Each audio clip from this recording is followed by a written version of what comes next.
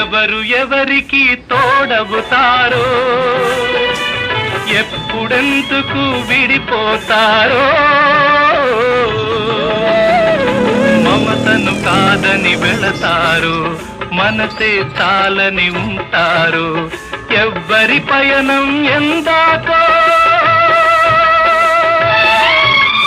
అడగదు ఎవ్వరిని, బదులే దొరకదని.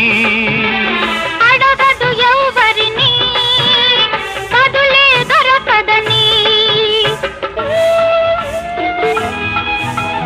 కడుపు తీపికి రుజువేముంది, అంతకు మించిన నిజమేముంది.